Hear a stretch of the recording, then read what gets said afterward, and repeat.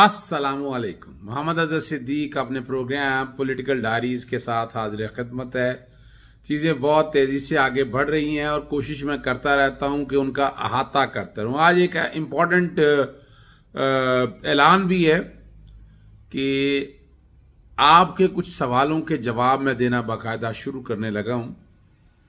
Twitter inbox में या आप चैनल पे नंबर देख रहे हैं 0300056560 पे सवालात भेजें, उसके जवाब मैं अपने एक प्रोग्राम में या हफ्ते में 2 प्रोग्राम, फिलहाल अभी हफ्ते में 1 प्रोग्राम जो है ना उसमें मैं जवाब दिया करूंगा, ताकि आप लोगों तक तमाम जवाब जो सवाल हैं उनके जवाब मैं पहुंचा सकूं।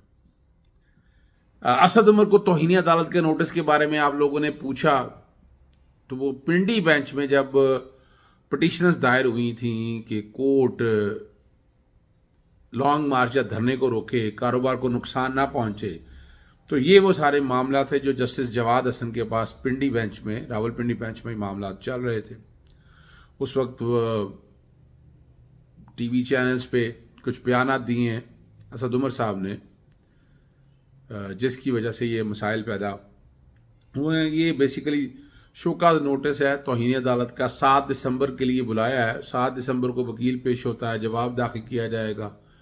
और मैंने आपको पहले भी किया था डेफमेशन वर्सेस कंटेम्प्ट, और मेरा इस पे आर्टिकल भी है, वो आर्टिकल भी मैं बैकग्राउंड पे चल रहा होगा, जिसमें मैंने आपको बताया था कि कंटेम्प्ट क्या है और डेफमेशन क्या है, कहाँ ख़त्म होती है, कहाँ शुरू होती है। ये वो सारी बातें हैं जो मैं आप तक मैं क्लियर कर चुका हूँ, ताकि आप लोगों को समझ आ जाए इस बात की। मैं ये नोटिस डिस्चार्ज होना अल्टीमेटली याद रखिएगा। मैंने कोशिश की है कि इसमें लॉन्ग मार्च के हवाले से जो है वो बाकायदा जो है मैं ऑर्डर भी चेयर कर रहा हूँ, ठीक है ना जी। जो लिखा हुआ है यहाँ मैं आपके सामने रख रहा हूँ कि जवाब दाखिल करने को कहा था। 26 के एक पब्लिक गैदरिंग में स्टेटमेंट दी थी जो टीवी चैनल में। इस रिपोर्ट में ये रिपोर्ट आई है जो सीनियर एडिशनल रजिस्ट्रार हैं, ठीक है ना जी, और रेस्पॉन्ड नंबर 8 जिसने स्कैंडलाइज किया ऑनरेबल जजेस ऑफ सुपीरियर कोर्ट, और जिससे आर्टिकल 204 को सामने रखते हुए आर्टिकल 204 2B में उन्होंने ट्रांसक्रिप्ट सारा बुलाया, और इसमें वो सारी जो मुख्तलिफ निहाल हाशमी के हवाले से जिक्र है, सारों का जिक्र है। आर्टिकल 204 बैकग्राउंड पे मैं चला रहा होता हूँ। सेक्शन 3 में डिफाइन है, सेक्शन 5 में सजा दी हुई है। उन्होंने आर्टिकल 14 के अंदर डिग्निटी की बात भी की है, और ये 10 तारीख के लिए अदालत ने इस केस की समाअत रखी है, ताकि वो आकर जवाब दें और अदालत को बताएं इस सारे मसले के अंदर। जैसे मैंने बताया कि मेरी कोशिश क्या होती है कि मैं आप तक आगाही रखता हूँ बैकग्राउंड पे, ये इसीलिए ये सारा जो है ये चला भी दिया है ताकि आप समझ सकें। आगे मैं ले चलता हूँ आपको बड़े ही अहम इशू की तरफ, और वो मामला है इमरान खान साहब को जो कह रहे हैं कि जनाब पार्टी सदारत से हटाने के लिए इलेक्शन कमीशन ने प्रोसीडिंग शुरू कर दी। तोशा खाना में आपको याद है कि मैंने इलेक्शन कमीशन का इख्तियार चैलेंज किया कि ये अदालत नहीं है, ट्राइब्यूनल नहीं है, ये इख्तियार इस्तेमाल नहीं कर सकता। इस पर लार्जर बेंच कॉन्स्टिट्यूट हो गया हुआ है। चीफ जस्टिस मोहम्मद अमीर भट्टी साहब, जस्टिस आबिद अजीज शेख साहब और जस्टिस साजिद महमूद सेठी साहब इसका सुनेंगे। इस फ्राइडे को मैं कोशिश कर रहा हूँ कि ये बेंच की हियरिंग शुरू हो जाए। इसी के साथ ये वाला मामला भी है, और तारीखी तौर पर मैं PLD 2018 सुप्रीम कोर्ट 378 है, जुल्फकार भुट्टा और 15 और ने चैलेंज किया था फेडरेशन ऑफ पाकिस्तान को, और ये जो बुनियादी तौर पर बताया है कि आर्टिकल 62 और 63 के जरिए जो नाअहल हो जाए, आर्टिकल 62 और 63 के जरिए जब नाअहली हो, और उस नाअहली का जो असर है सेक्शन 203 बैकग्राउंड पे चल रहा है, और सेक्शन 232 जो डिसक्वालिफिकेशन के हवाले से है, उन सब चीज़ों को सामने रखते हुए और सुप्रीम कोर्ट ने इस वक्त सेटल डाउन कर दिया। नवाज शरीफ जो कि आर्टिकल 62(1)(f) के तहत ताहयात नाअहल हुए थे, परमानेंट डिस्क्वालिफिकेशन है नवाज शरीफ की, और इसी में उनकी, और ये मामला जब तायाद नाहली के बाद ये मामला आया तो इनको पार्टी सदारत, चूँकि नाहल हो चुके हैं ना और ताउम्र थे, इसलिए पार्टी सदारत से भी हटा दिया गया। और ये इसका सब पैरा 9 के अंदर है, as the result of the above Delhi declaration all steps taken, orders passed, direction given by, document issued by respondent party had after his disqualification, और 28 जुलाई 2017 को हुए थे, are also declare to have never been taken, passed, given और issued in the eyes of law. Election commission is accordingly directed to remove the name of respondent number Mian Mohammad Nawaz Sharif as president party head और respondent number 3 Pakistan Muslim league Noon from all relevant record. अब और इसमें जो असल जो बात है वो समझने का, ठीक है ना जी, ये कहा है, और ये आर्टिकल 62 और 63 यानी एक अरसे के लिए ये क्लियर किया हुआ है उन्होंने इस जजमेंट के अंदर। इमरान खान साहब का अगर तोशा खाना वाला ये मैंने बैकग्राउंड पे चला दिया है, सेक्शन 203 भी चला दिया है। ये पॉलिटिकल पार्टीज पहले 5 होता था ऑर्डर, ये कि अगर उसको पार्टी से ओहदे से कैसे, जब आप नाहल हो जाएंगे तो पार्टी ओहदा नहीं संभाल सकते। अब चूंकि पॉलिटिकल पार्टीज ऑर्डर 2002 खत्म हो चुका हुआ है, उसकी जगह सेक्शन जो है वो 5 आ चुका है पॉलिटिकल, सॉरी उसकी जगह सेक्शन 232 आ गया हुआ है। 232 भी बैकग्राउंड में मैंने चला दी है 203 के तहत, जिसके तहत जो जितने भी अरसे के लिए हो तो इलेक्शन कमीशन क्या करना है। इमरान खान साहब तो एक लम्हे के लिए डिस्क्वालीफाई है, उसके बाद वो 5 सीटों पे तो फिर वो MNA मुंतखब हो चुके हुए हैं, सॉरी 7 सीटों के ऊपर, 1 सीट में हारे थे वो, और तो वो तो फिर अपनी सीट पे बरकरार हैं, सीट के ऊपर बरकरार हैं। तो इसलिए जो ये समझ बैठा है कि इमरान खान साहब पार्टी की चेयरमैनशिप से अलहदा हो जाएंगे, वो भी नामुमकिनात में। अगर इलेक्शन कमीशन ना समझा तो मैं ऐलान करता हूँ इस बात को कि इलेक्शन कमीशन के इस फैसले को मैं चैलेंज करूंगा, इलेक्शन कमीशन के इस फैसले को मैं चैलेंज करूंगा, ठीक है जी। और फिलहाल अपना गालिब दिल के बहलाने को ख्वाब अच्छा है या ख्याल अच्छा है। आखिर में इमरान खान साहब ने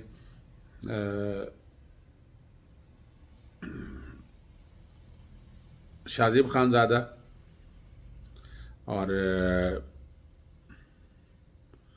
जियो के अगेंस्ट आखिर अपना एक्शन ले लिया, ठीक है जी। उस एक्शन में ये प्री एक्शन प्रोटोकॉल है जो मीडिया और कम्युनिकेशन क्लेम्स है बैक, ये प्री एक्शन यानी आप हद के इज्जत के जाने से पहले आप एक इंटीमेशन देते हैं, उसमें सर्टेन टाइम रखा गया, और इसी के अंदर अगर वो बात आ जाती है यानी उसका चेक करना होता है कि डेफामेशन की कौन सी स्टेज है। तो ये प्री एक्शन जो है नोटिस है वो इमरान खान साहब की तरफ से जारी कर दिया गया। उनके वकला ने लंदन के अंदर शाजिब खानजादा के लिए मैंने आपको उस वक्त कहा था मुश्किलें पैदा हो चुकी हैं। मैंने आपको याद है कि मैंने इनका डेफामेशन का नोटिस दिया हुआ है उमर ज़हूर को भी, शाजिब खानजादा को भी, जियो को भी, और साथ साथ मैंने पैमरा में भी कंप्लेंट दाखिल कर दी थी। अब इनके अगेंस्ट अंदराज मुकदमा की दरख्वास्त मेरी तैयार हो रही है, तो इंशाल्लाह इन सब के खिलाफ अंदराज मुकदमा की दरख्वास्त में भी आऊँगा। लेकिन ये बहुत बड़ा स्टेप लिया है इमरान खान ने इनके खिलाफ, और इनके लिए मुख्तलिफ स्टेजेस पे ये बड़ी डिटेल क्लेम में आके बहुत सी चीज़ें बताई हुई हैं कि क्या क्या है, वो एक एक चीज़ तो वो उससे अंदाज़ा हो जाएगा इसकी ग्रेविटी का आप लोगों को, ठीक है। उसे बड़ी वजाहत के साथ एक एक बैकग्राउंड पे तो टोटल मैं चूँकि चलाना मकसद सिर्फ आपका कि आप तो समझ सकते हैं। भारी भरकम जुर्माना रेहाम खान ने भी, आपको याद है, भारी भरकम अपना ARY को कई दफ़ा भारी भरकम जुर्मानों की अदायगी करनी पड़ी है। इन सब हालात और वाक़यात को सामने रखते हुए आप चीज़ें मैंने आपके साथ तकरीबन सारी शेयर कर दी हैं। इमरान खान साहब का बड़ा स्टेप भी आ गया। मुख्तलिफ चैनल्स पे गुफ्तगू मेरी रही, समी इब्राहिम के साथ भी मेरी गुफ्तगू रही, जिसमें असेंबलियों की तहलील के हवाले से मैंने कुछ सख्त बातें की हैं। अगर उस वक्त तक प्रोग्राम ये अपलोड हो गया तो मेरी टीम साथ लगा देगी, ज़रा वो देखिएगा ना। देखें, हकायक तो इसी तरह सही है। ऑपरेशन रजीन चेंज 1 खत्म होने के बाद 2 शुरू हो चुका है। इमरान खान साहब का ग्राफ पॉपुलैरिटी का नीचे आ नहीं रहा। उनके खिलाफ प्रोविडेंट फंडिंग का केस बनाया गया, वो भी कुछ ना निकला। तोशा खाना में डिस्क्वालीफाई किया गया, वो भी कुछ नहीं है। कल आला अदालतों ने उसको सेट असाइड कर दे रहे हैं। फिर इलेक्शन कमीशन ने तौहीन अदालत के लिए कार्रवाइयां शुरू की, वो भी आपके सामने है। तो किरदार जितनी भी कोशिश करके देख लें, वो अब ये नया क्या कर रहे हैं। नया ये मैंने आपको बताया, जब तोशा खाना मैंने जब चैलेंज किया तो वहां मैंने इलेक्शन कमीशन के इख्तियारात के, ये अदालत नहीं है ना ये ट्रिब्यूनल है, इनको तौहीन इलेक्शन कमीशन का इख्तियार नहीं दिया जा सकता। ये आइन के आर्टिकल 204 सिर्फ अदालतें एक्सरसाइज कर सकती है और कोई एक्सरसाइज नहीं कर। जब आइन नहीं कहता तो ये कहां से आगे। उसी में उन दौरान एक पिटीशन आई कि जनाब पार्टी सदारत से हटाया जाए। अब सुप्रीम को लाहौर हाई कोर्ट का लार्जर बेंच जिसमें मैंने बनवाया था इस केस में, वहां उसने ये भी देखना है कि क्या जो नाअहली हो। अब यहाँ ये नवाज शरीफ और इस केस में जमीन आसमान का फर्क है। नवाज शरीफ की नाअहली हुई थी 62(1)(f) के तहत जी, कि वो सादो अमीन नहीं रहे और वो ताहयात नाअहली है। उस बुनियाद के ऊपर वो ताहयात पार्टी से बिल्कुल फारग हो चुके हुए हैं। वो जो पार्टी के सदर भी नहीं रह सकते, कोई हैसियत नहीं है उनकी। इमरान खान साहब को अगर डिस्क्वालीफाई किया फॉर द टाइमिंग अगर मान भी लिया जाए तो वो तो सिर्फ एक सेकंड के लिए थी और उसके बाद दोबारा वो MNA बन चुके हुए हैं, तो बात तो खत्म हो गई। यानी वो क्वालिफाई तो हो गए, तो पार्टी सदारत से हटाया ही नहीं जा सकता। तो ये एक कोशिश और भोंडी कोशिश है जिसका मकसद है इमरान खान साहब पे प्रेशर डाला जाए। लेकिन ये भूल गए हैं कि दो सूबाई असेंबलियां जो हैं उसमें अक्सरियत तहरीक इंसाफ की है। जितना मर्जी रोक लें वो रुक नहीं सकती। दोनों की दोनों 15 मार्च से पहले 15 दिसंबर से पहले तहलील हो जाएंगी और 15 मार्च से पहले जो इलेक्शन का एक जो शेड्यूल तय किया है इमरान खान साहब ने वो अपना। अच्छा मुझे ये बताएं, आपको क्या लगता है क्या सब इदारे जो हैं अपना अपना काम कर रहे हैं या इलेक्शन कमीशन के जरिए बहुत से अहम जो हैं वो फैसले करवाए जाएंगे और फिर बहुत सी हम तब्दीलियां क्योंकि शेख रशीद साहब कह रहे हैं, पहले मैं बोल रहा था कि 30 जनवरी तक जो है बहुत सी चीजें सामने हो जाएंगी, अब वो कह रहे हैं उससे पहले ही बहुत सी चीजें सामने आ जाएंगी। अलीना देखिए, एक बात तो बड़ी वजाहत के साथ सामने आ चुकी है कि इलेक्शन कमीशन का किरदार डूबियस चला आ रहा है। इलेक्शन कमीशन ने अपने इख्तियारात से तजावुज किया है। इलेक्शन कमीशन ने दोहरा मेयार आपके साथ, अब देख लेना इमरान खान साहब पाकिस्तान तहरीक इंसाफ के साथ इंसाफ का फराहम करने का तरीका कार अलहदा है। बाकी सियासी जमातों के साथ तो ऐसे जैसे भीगी बिल्ली बंदा बन के बैठा रहता है और वो आइन और कानून के मुताबिक इंसाफ तो फराहम कर नहीं रही। अच्छा नहीं लगता, इंप्रेशन लोग बातें करते हैं इसके ऊपर। अगर देखा जाए तो यहाँ इलेक्शन कमीशन को अपने आजाद, यानी इलेक्शन कमीशन तो एक बाप की हैसियत से किरदार अदा करे। उस तमाम सियासी जमातें उनके लिए बराबर हैं और वो बार बार गलतियों पे गलतियां इतनी करते आ रहे हैं कि इतने केस, यानी अभी तक आप अंदाजा लगा लें इनको गलतियां कहते हैं के केस में। जी ये गलती है अजहर साहब या कुछ और? नहीं ये गलती थोड़ा, ये तो ब्लंडर है, ये तो इख्तियार से तजावुज है। ये तो देखें हम इसे विदाउट जुरिसडिक्शन और कॉरम नॉन जुडिस कहते हैं अपनी कानून की जुबान में। और इलेक्शन कमीशन ने जितना कुछ कह दिया अगर मुझसे पूछते तो मिसकंडक्ट के जिम्मे में भी आता है। और इसी बुनियाद, और यहाँ इलेक्शन कमीशन को तो अपने तय खुद ही इस्तीफे दे देने चाहिए। तो छोड़े इन मुलाजमतों को क्या रखा है, जबरदस्ती जुड़ के रहना है मुलाजमतों के साथ। आप आइन और कानून की पासदारी करें और उन्हें किसी की भी दबाव नहीं लेना चाहिए था इस सारे मसले के अंदर। तक जितना मामला ले रहा है जाहिर बातियों नजर में ये दबाव नजर आ रहा है। अच्छा और उसी एजेंडे पे चल रहे हैं। अच्छा ये तो जो साजिद साहब बात कर रहे हैं वो सब आधे से तो ठीक है। आज अगर असेंबलियां तहलील कर दी जाए, यानी इस वक्त तो गवर्नमेंट उनकी है ना, यानी वो क्या करेंगे? वो क्या करेंगे? वो किसी को सब जेल डिक्लेयर कर देंगे, आएंगे वो गिरफ्तार होंगे, वो जेल जाने की बजाय कोशिश करेंगे किसी रेस्ट हाउस मुंतकिल करने की। लेकिन ये इस वक्त वो सजा याफ्ता है, यानी वो अगर बेलम वगैरह पे होते तो बात ठीक थी। अब जैसे भी आएंगे ना, वो जिस शक्ल में भी आएंगे उन्हें जेल तो जाना है और जेल तो उन्हें जाना है। जेल अभी उनका मुकद्दर है एवन फील्ड के अंदर भी और अल-अज़ीज़िया के अंदर भी, और पार्टी सदारत से वो नाअहल है, इसमें कोई शक नहीं है। और उसका एक रास्ता फैसलवाड़ा के केस में दे दिया कि आप आगे तौर पर जो मेरी लंदन में मेरे अपने सोर्सेज से बात हुई है, ये डर के, यानी ये डराना चाहते हैं हुकूमत को, सॉरी हुकूमत से मुराद ये है इमरान खान को कि मैं आ जाऊंगा तो आप, और बुनियादी तौर पर मकसद उनका ये है कि ये असेंबलियां जो हैं ये 12 अगस्त तक मुद्दत पूरी करें। मुफ्त की हुकूमत मिली है ना जरदारी साहब चाहते हैं ना मुफ्त की हुकूमत, यानी आज अगर इलेक्शन हो जाए तो इनके तो हाथों से वफाकी हुकूमत भी चली जाएगी, सूबाई हुकूमतें भी चली जाएगी, इवन सूबा सिंध को भी खतरा है। तो ये तो ज़हन में रखिएगा। तो इसलिए ये तो सवाल ही पैदा नहीं होता। और ये दूसरी बात मैं आपको ब्रेकिंग दे दूं, अगर ये इलेक्शन अप्रैल में चलेंगे तो अप्रैल में लिखा लें मेरे से, गारंटेड बात कर रहा हूँ, सवाल ही पैदा नहीं होता कि इलेक्शन हो। इलेक्शन पे असेंबलियां तहलील अपने टाइम पे होंगी और फिर जाकर उसके 3 महीने बाद जिस किसी वक्त भी इलेक्शन हो वो इलेक्शन होंगे। इमरान खान साहब के पास सिर्फ 15 दिसंबर से पहले का वक्त है, 3 महीने के अंदर अंदर इलेक्शन होने हैं। रोजों के बाद आगे इलेक्शन होने नहीं, फिर आगे मुहर्रम आ जाने हैं, फिर आगे बजट आ जाना है। मैं आपको टेक्निकल वजह बता रहा हूँ, फिर आगे बजट आ जाना है, तो बजट भी पास करना है। जब बजट आप पास करेंगे करते करते आप पहुंच जाएंगे जुलाई के अंदर, तो आगे अगस्त कितना महीना रह गया।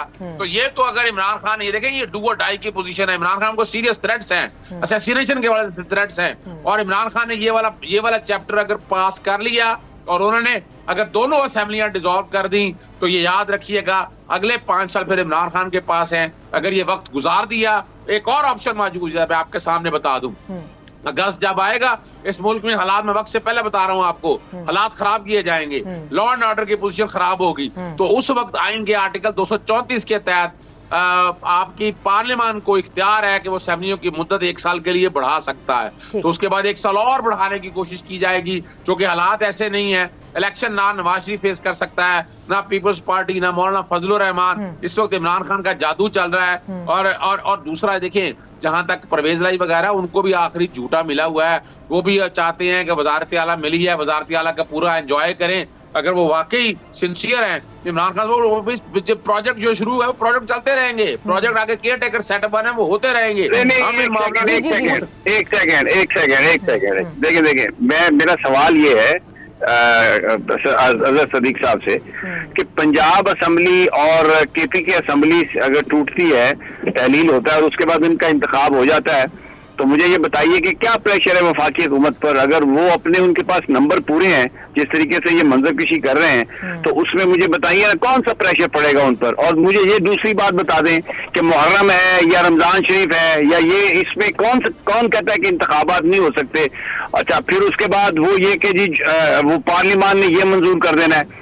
ये बात जब तक पाकिस्तान के अंदर इस वक्त ये कहना कि जी बस 15 दिन है इमरान खान के लिए, डू एंड डाई की सिचुएशन है, ये आपको हालात का अदराक करना चाहिए। इसलिए कि अगर इस वक्त आप दोनों असेंबलियां तोड़ देते हैं और फिर कोई सूरत हाल खराब होती है, अदालती को फैसला आ जाता है, गवर्नर रूल लग जाता है और फिर केयर टेकर सेटअप आगे चला जाता है, तो वफाक में तो बैठी हुई है शहबाज शरीफ की हुकूमत। और यहाँ पर पंजाब और केपीके में जो तहरीक इंसाफ के साथ जो 25 मई को हुआ था वही होना है। तो जब आप गवर्नमेंट में हैं, लोगों को सर्व कर रहे हैं और प्रेशर डाल रहे हैं, तो वो ज्यादा बेटर ऑप्शन है। और फिर दूसरी बात, जो नई एस्टेब्लिशमेंट आई है, कि आप उनको टाइम नहीं देंगे, नए चीफ को टाइम नहीं देंगे, आप उसी तरीके से आप चलना चाहते हैं जी।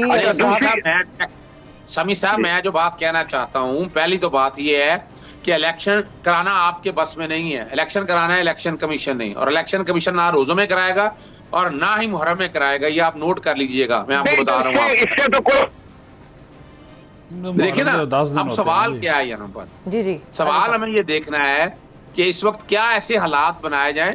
बातें बड़ी सीधी सी है कि आप 5 साल के लिए आपके पास सूबाई हुकूमतें दोनों आ जाएंगी, आप इलेक्शन जीत जाएंगे, तो 5 साल के लिए आपका सूबाई हुकूमतें दोनों अभी भी आपके पास सूबों की हुकूमत है, वो आप पूरे साल के लिए है क्या? उसमें जब तक ये सूबों में हुकूमत है आपकी, इससे क्या फर्क पड़ता है?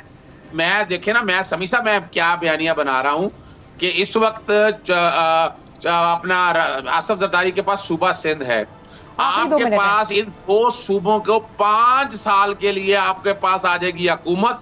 नेशनल असेंबली चाहे बाद में डिसॉल्व हो, लेकिन आपके पास फिर धांधली नहीं होने देंगे आप। इस वक्त जब इकट्ठे इलेक्शन होंगे, आप नेशनल असेंबली या सूबाई असेंबली में धांधली आपके कंट्रोल में सूबे के इलेक्शन होंगे तो यही इलेक्शन कमीशन करेगा ना। अगर वो सूबों में धांधली बैठा हुआ है नहीं, मैं जो मौजूदा इलेक्शन कमीशन है वो ऑलरेडी जो है उसी के अंदर इंतखाबात होने, उसी के अंदर इनको इंतखाबात में हिस्सा लेना अंजाम को चला जाएगा। अगर ज्यादा वक्त गुजर गया तो आपके लिए बड़े मसले। देखिए, मेरा नुक्ता नजर है, हो सकता है गलत हो, मैं कैलकुलेटेड अच्छा सिद्दीक साहब, आपकी बात बिल्कुल ठीक है, लेकिन जो इस वक्त सिद्दीक शाह साहब बात कर रहे हैं या समी साहब बात कर रहे हैं कि अगर दोबारा इलेक्शंस हो भी जाएंगे तो इसमें कौन सा इतना वो फर्क पड़ जाएगा, और इलेक्शन कमिश्नर तो वही है ना, तो बेहतर ये है कि ये अपना टेन्योर पूरा करेंगे, उसके बाद चीजें। सिद्दीक साहब अपना जी मैं यही बात कर रहा हूँ जो वहाँ पे वो स्टेप्स उठा रहे हैं, और ये रात जो परवेज भाई साहब जी आपने ये देख लिया। इजाज़त चाहता हूँ। अस्सलाम वालेकुम, अल्लाह हाफिज़, पाकिस्तान जिंदाबाद।